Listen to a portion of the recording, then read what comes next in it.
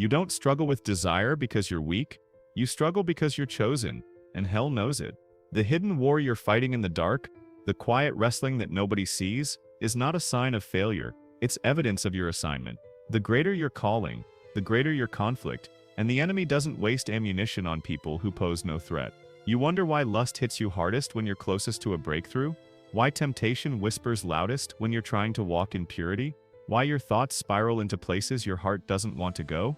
It's because desire becomes a weapon when destiny is near. You're not craving what's wrong because you don't love God. You're craving it because the enemy is trying to contaminate what God is birthing in you. Samson didn't fall because he was evil. He fell because he was anointed and unguarded. David didn't stumble with Bathsheba because he lacked faith.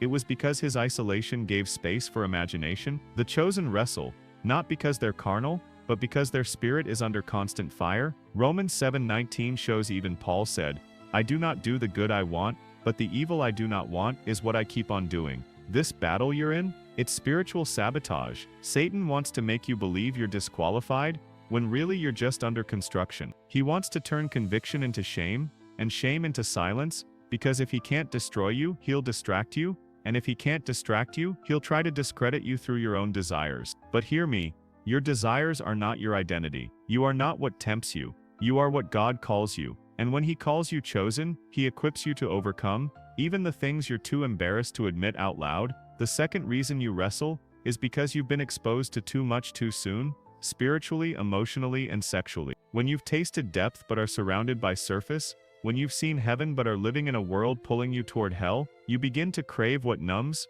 and lust always promises relief, but delivers regret. The third reason is loneliness, real loneliness, not the kind you can fix with a phone call, but the ache that comes from being set apart, being misunderstood, being spiritually awake while everyone around you is asleep, and in that isolation, your heart starts to look for comfort in counterfeit forms. But remember, God won't send comfort through compromise. The fourth reason you wrestle is because of unhealed wounds. Desire often disguises itself as a need for connection, but it's really a symptom of a deeper break, rejection, abandonment, neglect, and until you surrender the root, you'll keep feeding the fruit.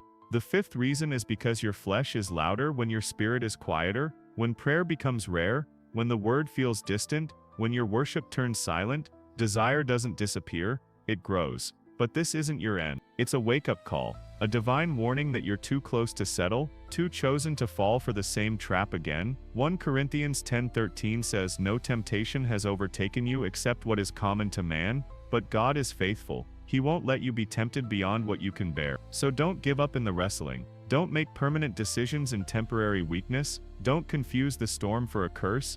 It may be the very shaking that leads to surrender. You're chosen, but you're also human. And your honesty is the doorway to healing. Bring your battle into the light. Lay it before God again and again if you must, because grace isn't given once, it's given daily. And freedom doesn't always come in a moment, it comes through a fight.